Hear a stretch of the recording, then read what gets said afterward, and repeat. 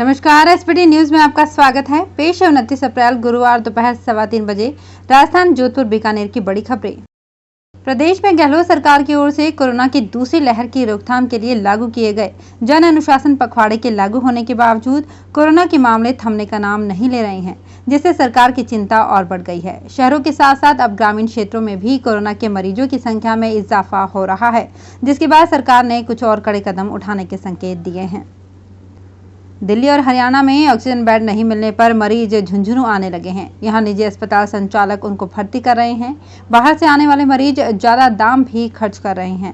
साथ ही ये मरीज महामारी का नया स्ट्रेन भी अपने जिले में लेकर आ रहे हैं। देश भर में तेजी से बढ़ रहे कोरोना संक्रमण के चलते स्थिति रोजाना भयावह होती जा रही है। लगातार मरीजों का आंकड़ा बढ़ने के साथ साथ मौतें भी बढ़ रही है।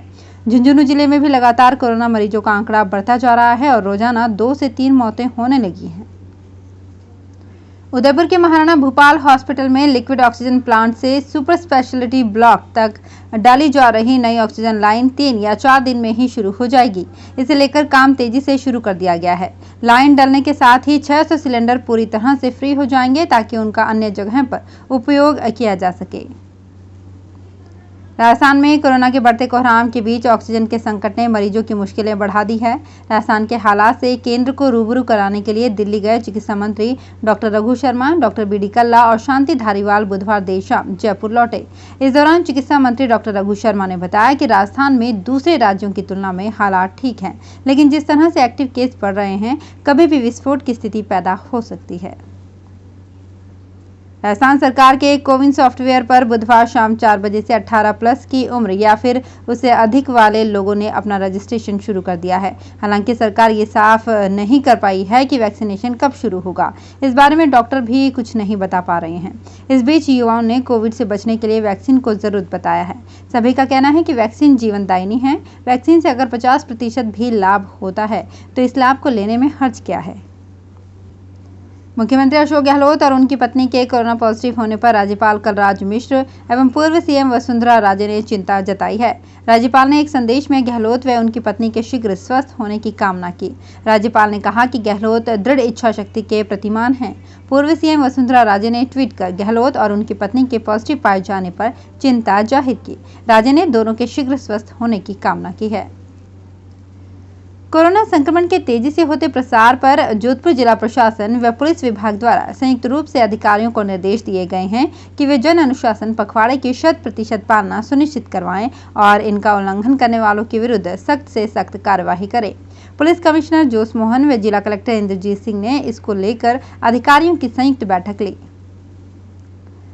बीकानेर में कोरोना पॉजिटिव का आंकड़ा कम होने का नाम नहीं ले रहा है। गुरुवार सुबह की रिपोर्ट में ही बीकानेर में 615 टेस्ट की रिपोर्ट पॉजिटिव आई है। महज 1800 सैंपल से आई इस रिपोर्ट से साफ है कि बीकानेर में अब हर तीसरा टेस्ट पॉजिटिव आ रहा है। सबसे बुरे हालात जसूसर गेट स्थित सैटेलाइट अस्पताल के हैं, जहां बुधवार को 387 सैंपल लिए गए और 154 पॉजिटिव सामने आए।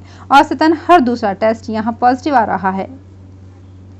जोधपुर की भदवासिया फ्रूट व सब्जी मंडी में सुबह प्रतिदिन जोरदार भीड़ रहती है। इसको देखते हुए आज सुबह एसीपी दर्जाराम, महामंदिर थानाधिकारी लेखराज सिहाग ने सब्जी विक्रेताओं और ग्राहकों को कोरोना गाइडलाइन की पालना करने की समझाइश की। इसके साथ ही पालन नहीं करने पर गाइडलाइन के अनुसार कार्यवाही करने की भी चेतावनी दी। संगठन में शक्ति है। बुरे वक्त में कभी भी धैर्य नहीं खोना चाहिए। बुरा वक्त आया है तो निकल भी जाएगा। मुसीबतें सभी पर आती है, लेकिन समाधान वही निकाल पाते हैं जो धैर्य को अपना साथी बना लेते हैं। ये कहना है बीकानेर के जाने माने व्यवसायी राजू मूलचंदानी का। राजू मूलचंदानी ने बताया कि कैसे उनका 17 सदस्यों का पूरा परिवार एक एक कर कोरोना की चपेट में आ गया, लेकिन आत्मविश्वास और एकजुट होकर बिना अस्पताल में भर्ती हुए इसे मात दे दी। जोधपुर के बासनी औद्योगिक क्षेत्र में एक केमिकल प्लांट में भीषण आग लग गई। आग इतनी जबरदस्त थी कि उसकी लपटें दूर तक दिखाई दे रही थी। दर्जन भर दमकलें आग बुझाने के लिए मौके पर पहुंच गई। आग लगने का कारण आरंभिक तौर पर सामने नहीं आया है। किसी प्रकार की जनहानि की सूचना नहीं है। कोरोना ही नहीं, अब तो मौसम के तेवर भी घर में दुबकने को मजबूर कर रहे हैं। मौसम विज्ञानियों ने अगले 2 दिनों में उत्तरी राजस्थान के बीकानेर, जयपुर और भरतपुर संभाग के जिलों में कहीं-कहीं हीटवेव चलने की संभावना जताई है। 28 और 29 अप्रैल को जोधपुर और बीकानेर संभाग में तेज हवाएं चलने के आसार हैं। सीकर में दिन का अधिकतम तापमान 40.8 डिग्री सेल्सियस तक पहुंच गया है। जिला विधिक सेवा प्राधिकरण जोधपुर महानगर की सचिव और अतिरिक्त जिला एवं सेशन न्यायाधीश रैना शर्मा ने केंद्रीय कारागृह का निरीक्षण किया। निरीक्षण के दौरान जेलर योगेश तेजी व डिप्टी जेलर मुकेश जाटोलिया उपस्थित रहे। निरीक्षण के दौरान चिकित्सा व्यवस्था की भी जांच की गई। बीकानेर के पूर्व विधायक गोपाल जोशी गुरुवार सुबह पंचतत्व में विलीन हो गए। 5 दशक तक बीकानेर की राजनीति में सक्रिय रहने वाले जोशी को उनके बेटे गोकुल जोशी सहित पोतों ने मुखाग्नि दी तो परिजनों की आंखों से अश्रुधारा बह पड़ी। कोरोना वायरस से संक्रमित जोशी का बुधवार को जयपुर के एक निजी अस्पताल में निधन हो गया था। जोशी को बीकानेर में बाऊसा नाम से ही संबोधित किया जाता था। जोशी का शव जयपुर से सीधे जोशियों की बगीची ले जाया गया, जहां अंतिम संस्कार के पहले से ही तैयारी की हुई थी। जोधपुर में कोरोना संक्रमण के बचाव एवं उपचार हेतु जिला प्रशासन एवं स्वास्थ्य विभाग की ओर से निरंतर प्रयास जारी है। मुख्य चिकित्सा एवं स्वास्थ्य अधिकारी डॉक्टर बलवंत मंडा ने बताया कि सघन सर्वे स्क्रीनिंग अभियान में अब तक शहर के 9 जोन के अधिक आने वाले विभिन्न क्षेत्रों में 2534 स्वास्थ्य दलों द्वारा 4,18,364 लोगों की स्क्रीनिंग की गई है। तो फिलहाल इस बुलेटिन में इतना ही। फिर हाजिर होंगे कुछ और बड़ी खबरों के साथ। एसबीटी न्यूज के और भी वीडियोस को देखने के लिए हमारे चैनल को सब्सक्राइब करें और नोटिफिकेशन पाने के लिए बेल आइकन को प्रेस करें।